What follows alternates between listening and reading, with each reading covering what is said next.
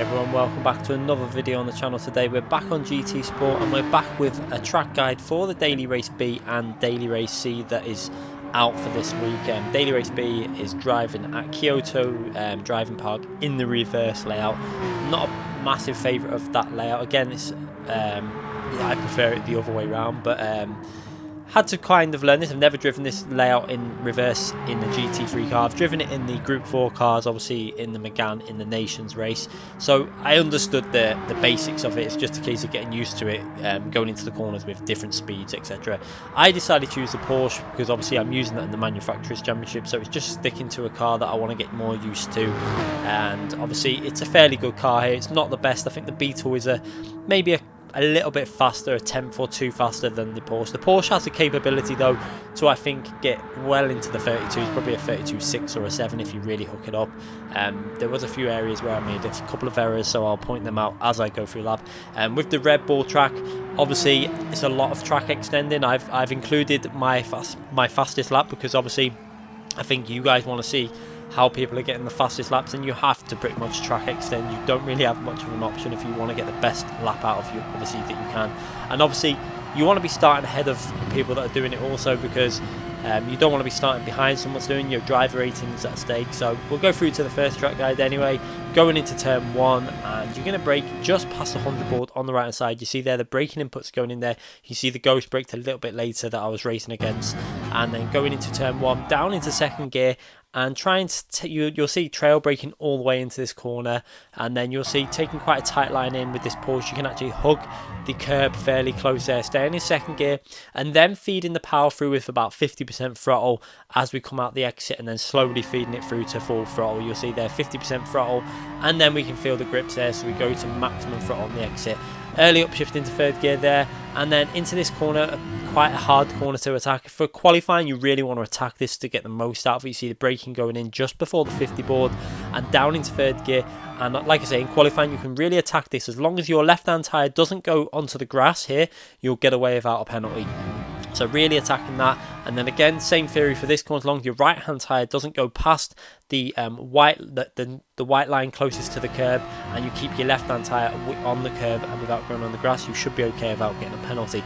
Obviously, in the race conditions, you want to take that a little bit easier and not push the limits so hard. Anyway, going into the next corner, we're going to brake just short of the 50 board there. You see the braking inputs going in just short of that. Down into second gear, and you're actually going to go in the Porsche down to first gear. Now, other cars, you're going to be in second gear. It depends on your car. Obviously, the ratios on the Porsche are fairly long. So down into first gear in this car, hugging the inside fairly tight, and then squaring it off before putting maximum throttle in. You can see just as I feel the grips there, full throttle down, and then upshift into second gear as we work our way into probably the trickiest section on the track, where there's a lot of time to be gained. Now, I took this fairly conservatively.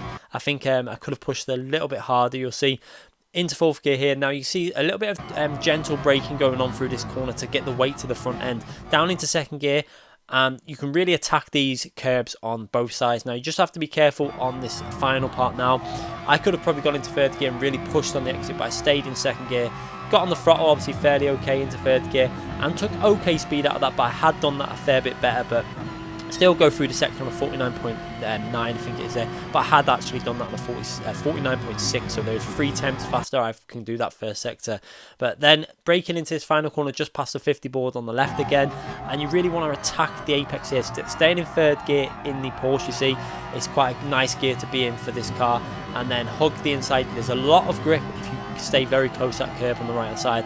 Upshift into fourth gear as we come out the corner, and then we're working our way through the really fast section, which again I think I could have done a little bit better.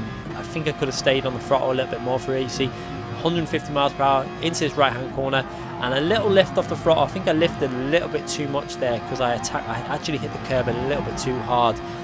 Maybe if I would have kept on the throttle and just a little lift and then got it to dart into the corner a bit better, I would have been able to stay on the throttle a bit more and carried more speed. And then we're going to brake just past the 50 board on the left for the final corner, and again trying to hug an inside line to this curb. I like to stay fairly close because there's a lot of grip closer to the apex of this corner, and then just be patient before you put maximum throttle down. You want to feel the rear kick out a bit as you put the throttle in, and you want to try and clip the apex of this corner at the end. Otherwise, if you don't do that, you're going to run the risk of running a little bit wide. As we come out the corner, you see plenty of space on the left. I probably could have got on the power fraction earlier, but Not a bad lap for a track guide. Obviously I might try and push this a little bit more. I'm not a massive fan of this track, so I doubt I'll race this too much.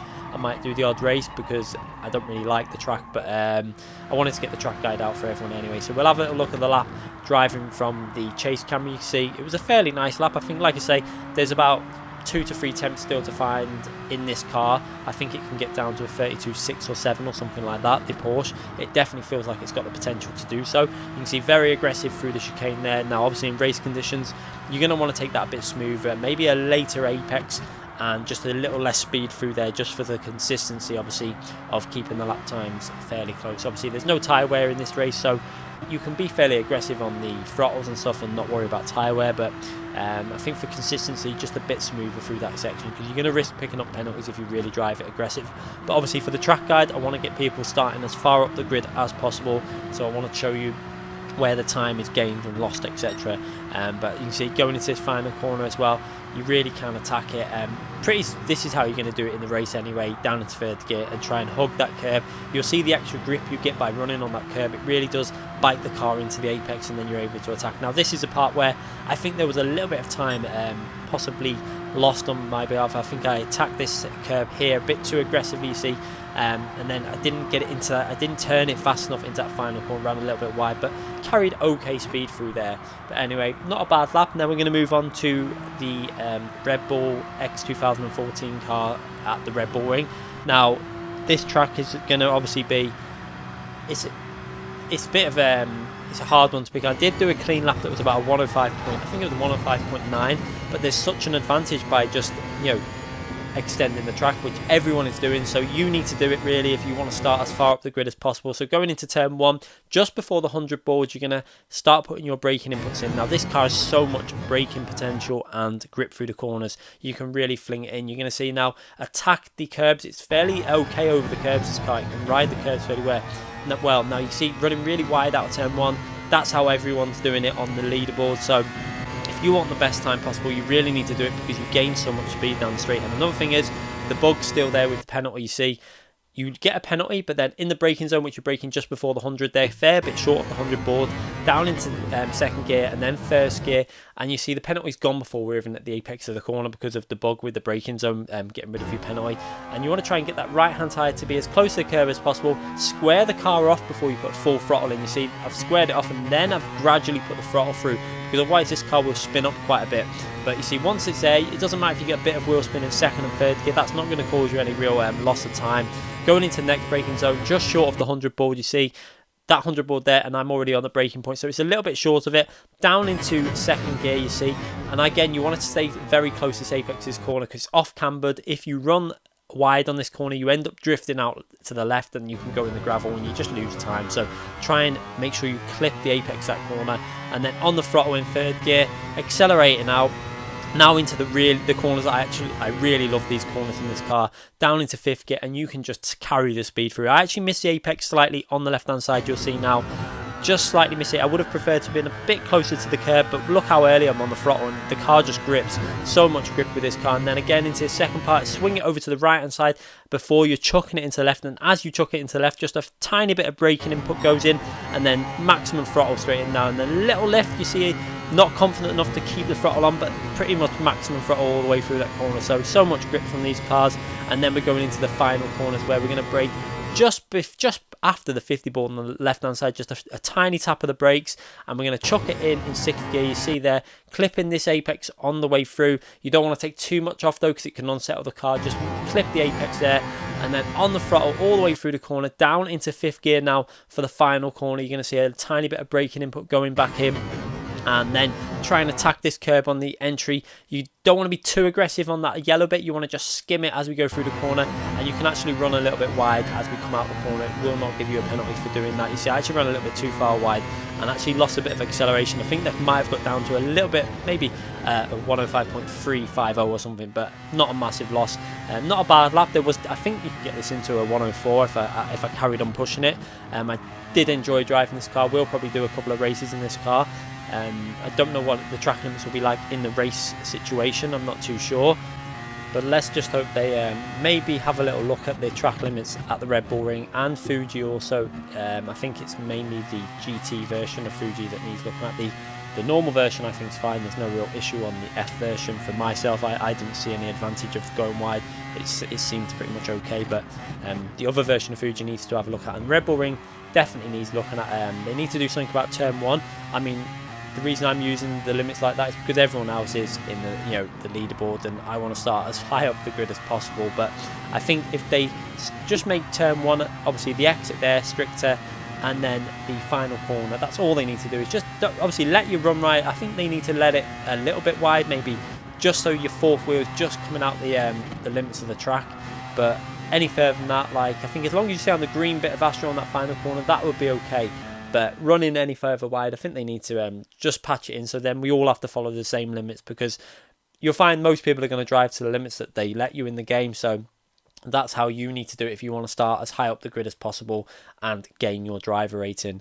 Anyway, I hope you enjoyed this video. I was going to do a video obviously showing you a clean lap as well, but to be honest, from what I've seen of what people are driving, like in Daily Race C so far, when I watch some streams and stuff, everyone is abusing the turn 1, so you're only going to put yourself at a massive disadvantage. I think it was about half a second to 6/10 slower. I think you can get a 104.9 probably by pushing the limits, and maybe a 105.5 to 6 or something like that if you drive it fairly clean. I think that's, or maybe a 105.7, maybe something around there if you drove it 100% clean. But you're putting yourself at a bigger disadvantage in terms of qualifying. You're going to be starting behind people that you're faster than, that's then going to cause you issues because you need to get past them and you're faster. So I advise just drive it to the limits that Polyphony have give you, and we'll have to wait for them to fix the track limits. Anyway, hope you enjoyed this video. Hope it helps you out. I hope it enables you to get a little bit higher up the grid. Let me know in the comment section what you think. I think they need to make the track limits stricter at Red Bull Ring and at Fuji GT track.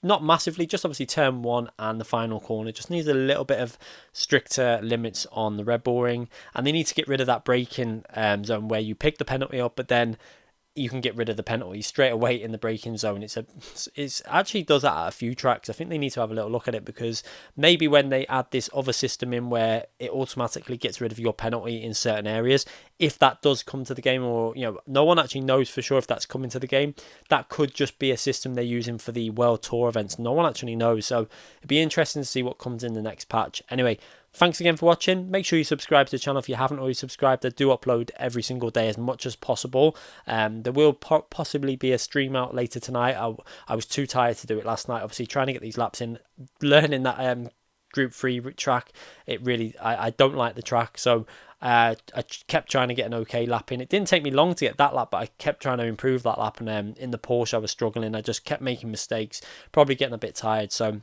anyway, thanks again for watching.